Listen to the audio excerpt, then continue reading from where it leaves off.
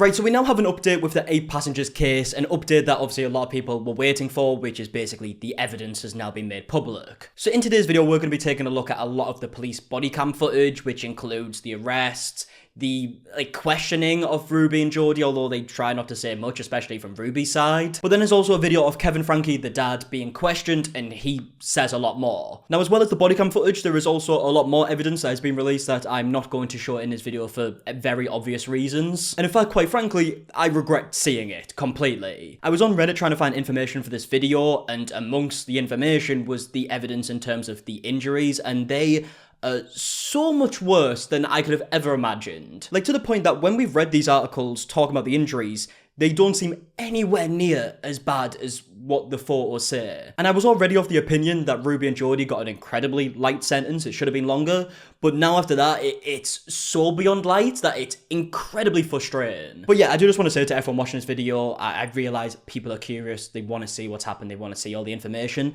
I would highly recommend not looking at that type of stuff. It's so bad. And I can almost promise you that you will regret it. So genuinely, I would highly recommend being careful when you're looking up for information. A couple of pictures I will show because it's not the kids, it's not the injuries, it's just stuff that was laid in the house that kind of puts this in perspective. As there is this picture of the tape that they were obviously using to cover the wounds. There was also this picture of all the food that was in the house, and the reason that I'm showing this is because the kids were incredibly malnourished, as we heard in the report. And the fact that they just had a house full of food, almost like taunting them when they're doing this, is so beyond disgusting. And yeah, I don't want to show any of the ones. I don't even want to see them again, quite frankly. But let's actually go on to the police body cam footage. Now, I do just want to say I got this footage personally from Law and Crime Network and KUTV. The footage has been made public for people to see, but these are the channels that I'm watching it from. Okay, so first of all, we have footage of Ruby Frankie actually getting arrested, and you'll see in these clips, she refuses to say anything until she has a lawyer there, which is what most people do anyways, but she genuinely just doesn't say anything in these clips. Place your hand on your back for me. Perfect.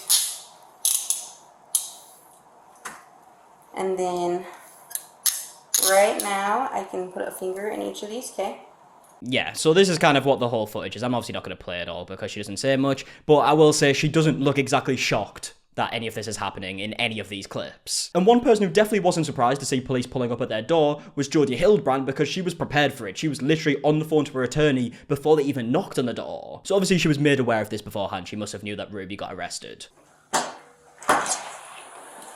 Jodie, can you just step out? I have my turn. That's great. Step out of the house. No, I'm not going to step out of the Step house. out of the house. Step out of the house.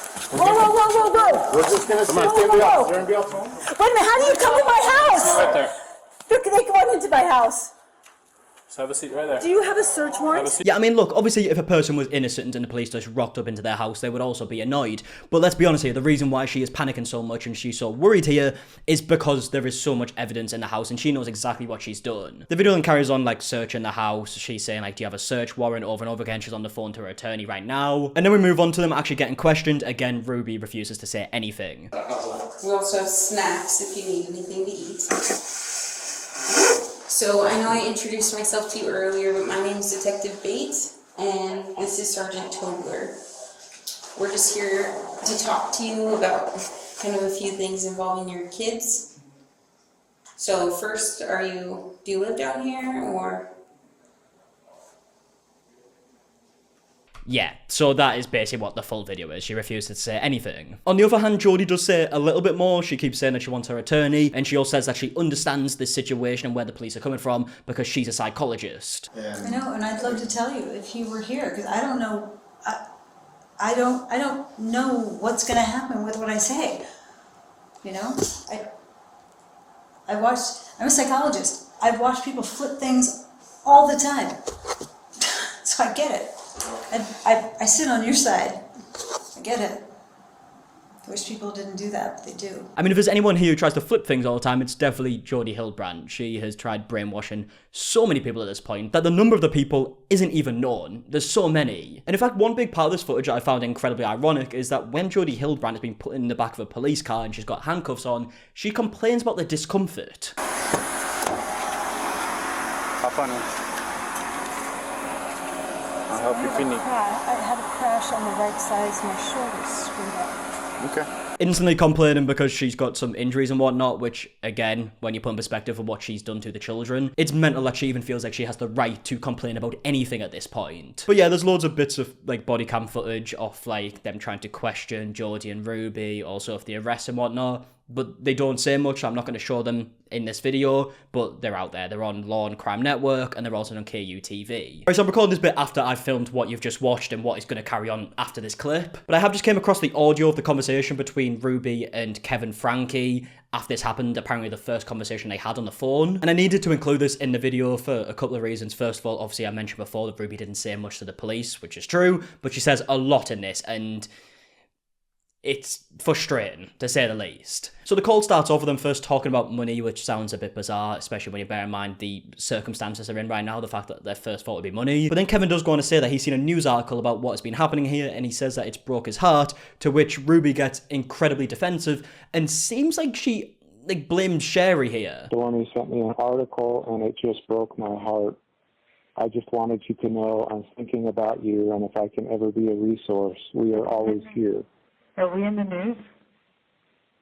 It sounds like that at least you're in the news. I don't know about me. I don't know what he's talking about. But I'm wondering if they went to Sherry to, like, ask her questions. What does that matter? I mean, you're in the news because you've been arrested. Like, obviously it's going to be in the news. But yeah, straight away she's like, oh, I wonder if they went to Sherry, because obviously Sherry had been speaking out for quite a while against Ruby, and she's obviously aware of this, and she's straight away being like, oh, I bet they went over to Sherry and she spoke to them. Like, maybe let's forget about who they spoke to and just think about your actions. That'd probably be a good start. Ruby then goes on to say that the devil's been after her for years. The devil's been after me for years. And he's mad as hard to death. And then, as you can hear by this awful noise here, they've cut something out of the call. I don't know what they mention here, but Kevin then goes on to say, like, you do realise this call's been recorded, right? Which makes me believe that maybe Ruby is talking about these horrific allegations that she made against her own children that we heard about, and it was, like, leaked to the public. I have not said a word until I have an attorney. okay, well, you know that this phone call is being recorded. You have 1 minute remaining for this call. Yes, that will come out. That will come out. Yeah, so again, I'm not 100% sure what she said here, but that's my guess. Kevin then tells Ruby that the kids are going to be in hospital for 3 days, to which he says, is it unnecessary? They're going to be in the hospital for 3 days. So weird.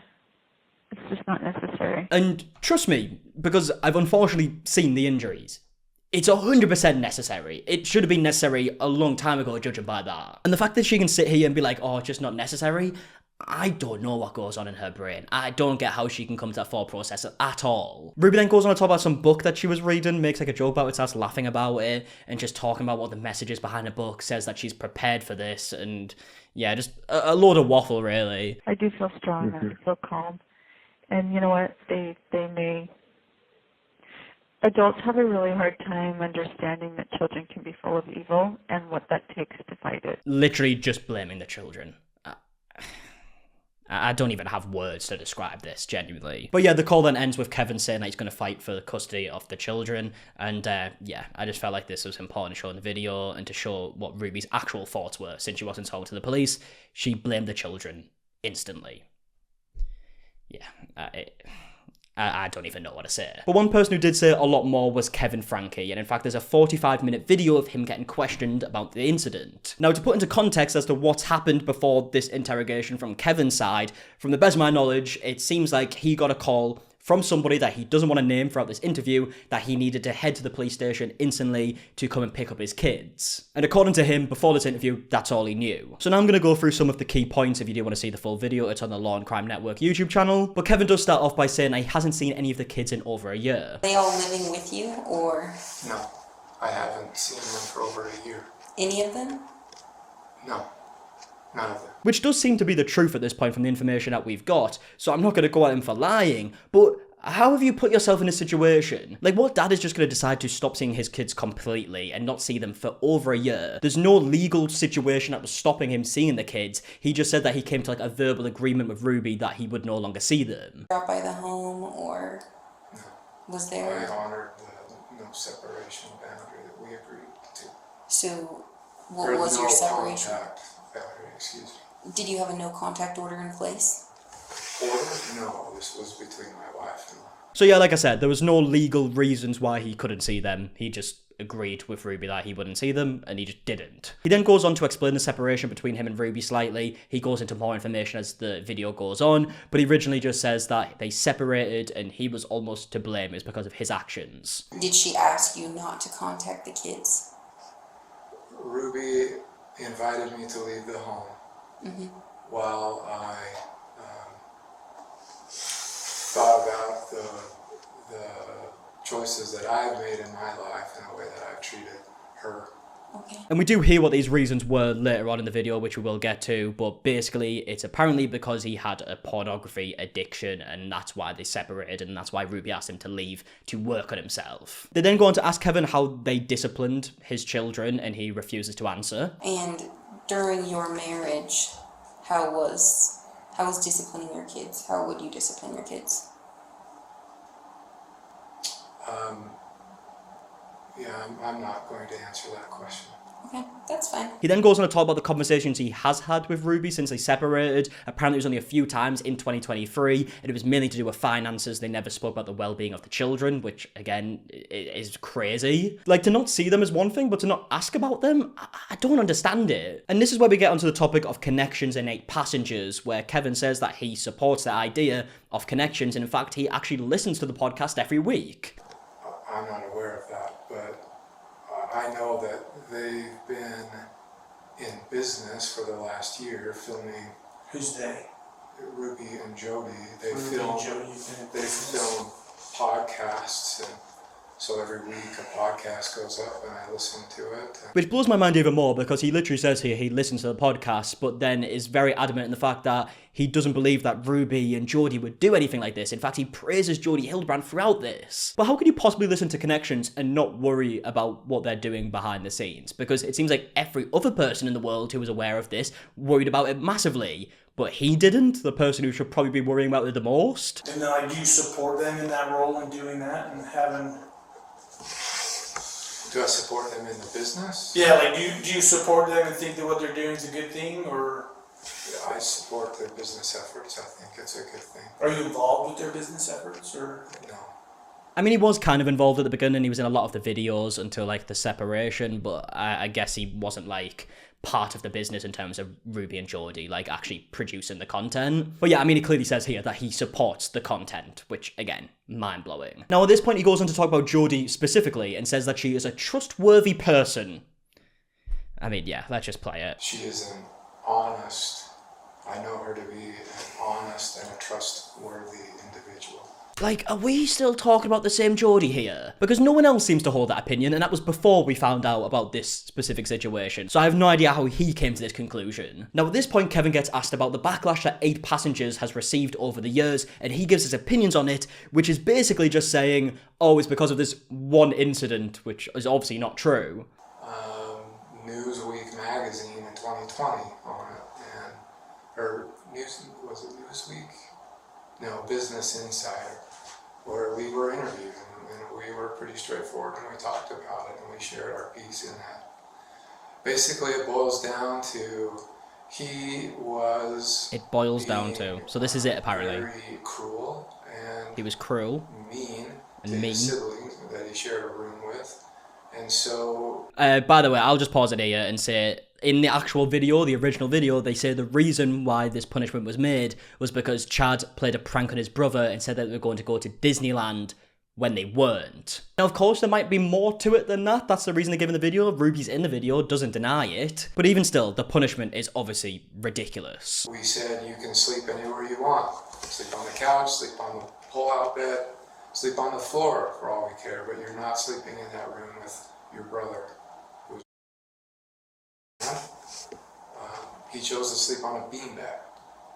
So 9 months later. 9 months later. I mean, he's trying to like play this off as if it's like not that big of a deal. He even says that it boils down to this, which obviously to anyone who's even watched any videos on 8 Passengers throughout the years, you would know that this is not the only situation. There are many. But yeah, what he's explaining here is that Chad slept on a beanbag for 9 months, we're saying here. I thought in the original video it said 7, maybe it was 9. But he slept on a beanbag for 9 months because he was mean apparently. Which of course I shouldn't have to tell anyone is absolutely ridiculous. But to try and sit here and say that this is the only reason why people are upset is mind-blowing again, because there are videos out there of Ruby where she's been contacted by the teachers to say one of her children, who's 6 years old, doesn't have food at school and she refuses to take food for her daughter because it was her responsibility as a 6-year-old. So she just lets her daughter go hungry at school because she didn't pack her own lunch. And look, if I was going to sit here and talk about every single thing that they've done, I would be here forever because I've made so many videos talking about it all, but there is a ridiculous amount of things. For him to try and sit here and boil it down to just one incident is stupid. He then goes on to talk about connections even further, says that Ruby and Jodie decided to create this business,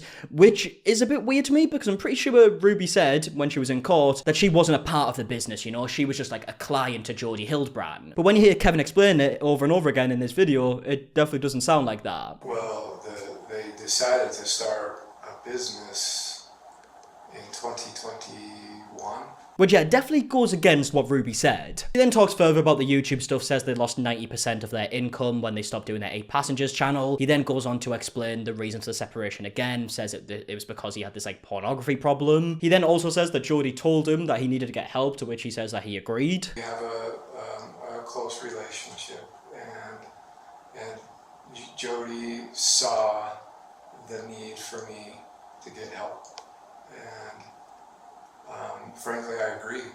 The space has been exactly what I need to face, my own. So yeah, I don't know how much Jodie was responsible for the fact that they ended up separating. I don't know what she told Ruby. I can take a guess and say that she probably did tell Ruby a lot of things to do in a situation just because she did it to so many other people. And now it's at this point they finally tell Kevin the reason why he's here and talk about the injuries. I'm not going to play them actually explaining the stuff because it's very graphic, but what I will show is Kevin's reaction. Would I condone that behavior?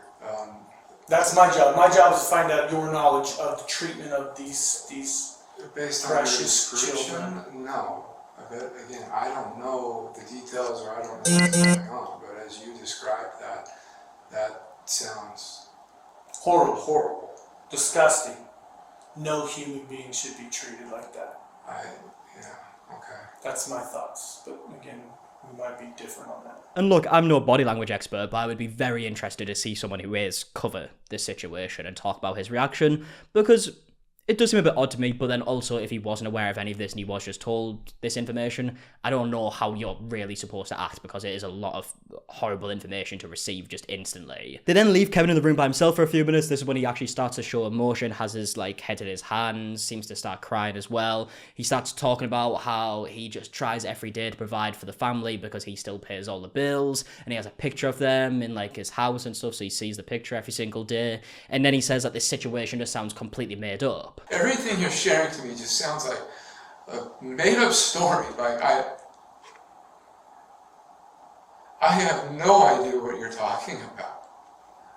And yeah, look, he might have not known the extent of everything that was happening because even we didn't know the extent of it. Everyone else was still shocked when this information came out. Even all the people who have been covering 8 Passengers for so long were shocked when we saw the extent of everything that's been happening. So he might not have been aware of it, but he had more than enough reasons to be worried because everyone was. And now toward the end of the video, he's still saying similar stuff, saying he doesn't believe any of this. He starts reciting keywords from Connections, it sounds like, and then says that this feels like a sucker punch. For all intents and purposes, I woke up this morning looking at the picture of my family and making my commitment today, as I do every day, that I'm going to live an honest, a virtuous, and a responsible life today.